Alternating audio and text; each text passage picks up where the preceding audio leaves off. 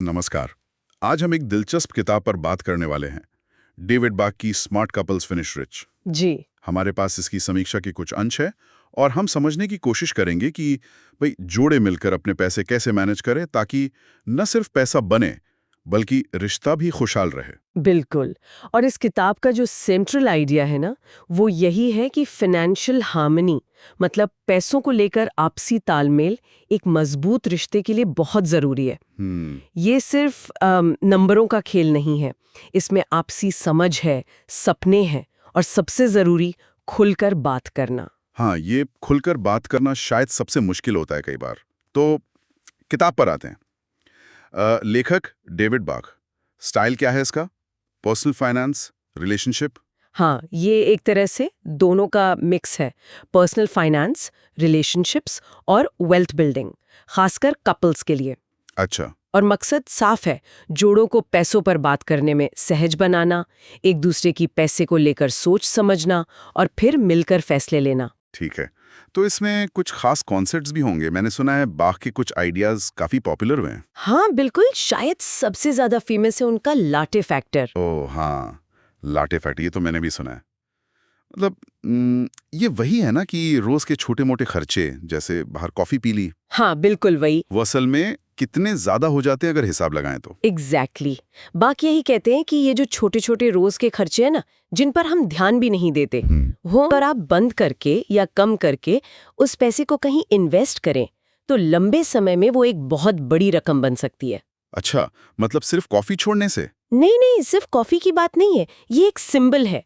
कोई भी छोटा रोज का खर्चा। ओके। पॉइंट ये है कि उस छोटी बचत को अगर सही जगह समझदारी से इन्वेस्ट किया जाए तो कंपाउंडिंग की वजह से, मतलब ब्याज पर ब्याज, हाँ, कंपाउंडिंग। उससे वो पैसा कमाल का बढ़ता है। छोटी आदत, बड़ा असर। ये तो सोचने वाली बात है।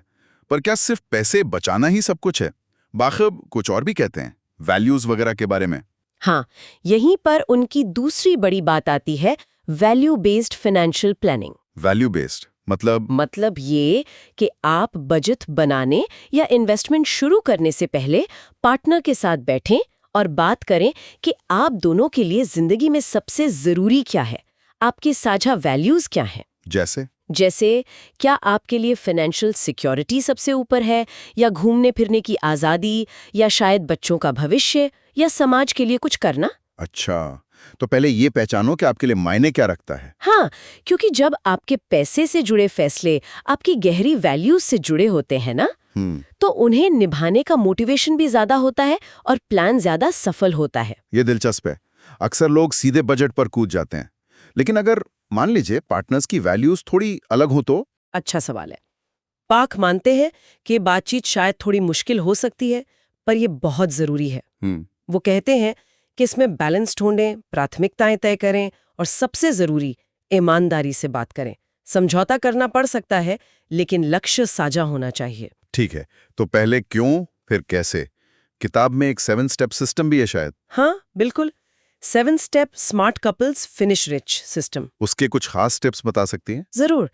जैसे पहला स्टेप है कुछ आम मिथकों को तोड़ना, जैसे ये सोचना कि पैसों पर बात करना रोमांटिक नहीं होता। हाँ, ये तो बहुत कॉमन है। फिर एक बहुत इंपॉर्टेंट स्टेप है चौथा, अपनी फाइनेंशियल सिचुएशन को जानना। इसके लिए वो कपल फाइनेंशियल इन्वेंट्री बनाने को कहते हैं। इन्वेंट्री मतलब एक लिस्ट बनाओ साथ बैठकर, क्या एसेट्स हैं, क्या देनदारी हैं, आमदनी कितनी है, खर्चे कहाँ हो रहे हैं, पूरी पारदर्शिता। ये तो किसी भी रिश्ते के लिए जरूरी है, खासकर पैसों के मामले में। बिल्कुल। और फिर 5वां स्टेप है रिटायरमेंट प्लानिंग को ऑटो पायलट पर डालना। Auto pilot? हाँ, मतलब ऑटोमेट कर दो, जैसे अपनी retirement accounts, EPF, PPF, NPS या म्यूचुअल फंड एसआईपीज में रेगुलर इन्वेस्टमेंट अपने आप कटता है। अच्छा, ताकि सोचना ना पड़े हर महीने। हाँ, जल्दी शुरू करो और ऑटोमेट करो, इससे कंपाउंडिंग का फायदा मिलता है, आपका पैसा आपके लिए काम करता है। और वो बचत को अलग अलग बास्केट या टुकड़ियों में डालने वाला क्या कॉन्सेप्ट है? हाँ, वो छठा स्टेप है अपनी रिटायरमेंट बास्केट बनाना। इसमें 3 तरह की टोकरियां हैं। 3? कौन कौन सी? एक है सेफ्टी बास्केट, इसमें इमरजेंसी फंड, बीमा वगैरह आता है। दूसरी है रिटायरमेंट बास्केट, ये लॉन्ग टर्म ग्रोथ के लिए है, जैसे आपके रिटायरमेंट फंड्स। और तीसरी है ड्रीम बास्केट। ड्रीम बास्केट सपनों की टोकरी। हाँ, जैसे घर लेना है, गाड़ी लेनी है, दुनिया घूमनी है, बच्चों की पढ़ाई, इन सब लक्ष्यों के लिए बचत। अच्छा, तो इससे क्लैरिटी रहती है कि कौन सा पैसा किस लिए। बिल्कुल, ये बचत को ऑर्गेनाइज्ड और पर्पसफुल बनाता है। ये तो काफी प्रैक्टिकल लग रहा है। किताब में और क्या है जो कपल्स की मदद कर सकता है? इसमें कई सारे टूल्स हैं, जैसे वर्कशीट्स हैं बजट बनाने के लिए, वैल्यूज पहचानने के लिए, गोल सेटिंग के लिए, चेकलिस्ट हैं और रियल लाइफ कपल्स के उदाहरण भी दिए हैं। ओके, तो ये किसके लिए सबसे अच्छी है? देखिए, ये हर उस जोड़े के लिए बढ़िया है जो साथ में अपनी फाइनेंशियल लाइफ को बेहतर बनाना चाहते हैं, चाहे शादीशुदा हो, सगाई हुई हो या लिव इन में हो। खासकर वो जोड़े जो अभी शुरुआत कर रहे हैं या जिन्हें लगता है कि पैसों को लेकर उनके रिश्ते में थोड़ा तनाव है, उनके लिए तो बहुत ही फायदेमंद है। ठीक है, अब अगर इसकी अच्छी और बुरी बातों पर आए, प्रोज एंड कॉन्स। खूबियां तो ये है कि भाषा बहुत सरल है, आसानी से समझ आती है और ये सिर्फ पैसों पर फोकस नहीं करती, कम्युनिकेशन पर बहुत जोर देती है। हाँ, ये जरूरी है। स्टेप बाय स्टेप सिस्टम है जो काम करता है। कमियों में शायद कुछ उदाहरण थोड़े पुराने लग सकते हैं अगर आप लेटेस्ट एडिशन नहीं पढ़ रहे, अच्छा। और ये थोड़ी बिगिनर्स पर ज्यादा फोकस्ड है। अगर किसी ने बाकी दूसरी किताबें पढ़ी हैं तो शायद कुछ बातें रिपीटेड लगे। ठीक है, तो ओवरऑल आपका क्या टेक है इस किताब पर? देखिए, मेरे हिसाब से स्मार्ट कपल्स फिनिश रिच एक बहुत ही सॉलिड गाइड है।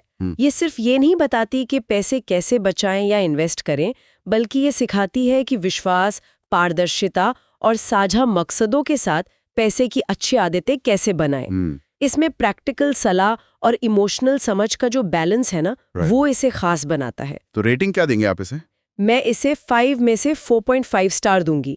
हाईली रेकमेंडेड है उन सभी जोड़ों के लिए जो फाइनेंशियली और इमोशनली दोनों तरह से साथ में ग्रो करना चाहते हैं। बहुत बढ़िया। तो संक्षेप में कहें तो ये किताब प्रैक्टिकल फाइनेंशियल स्टेप्स के साथ साथ कम्युनिकेशन और साझा मूल्यों पर जोर देती है। बिल्कुल। और एक बात यहाँ सोचने के लिए छोड़ जाते हैं, क्या हो अगर जोड़े बजट बनाने की बातचीत से पहले अपनी साझा वैल्यूज पर गहराई से बात करने को प्राथमिकता दें। सोचिए, ये एक छोटा सा शिफ्ट उनके पैसे को देखने और मैनेज करने के पूरे तरीके को कैसे बदल सकता है। ये वाकई सोचने वाली बात है। शायद इससे रिश्तों में फाइनेंशियल तालमेल का एक नया ही रास्ता खुल जाए। शायद कि भाई कंटेंट पसंद आया तो लाइक करें, चैनल सब्सक्राइब करें ताकि आगे की समीक्षाएं पहले मिले, और कमेंट्स में बताएं अगली किताब कौन सी हो।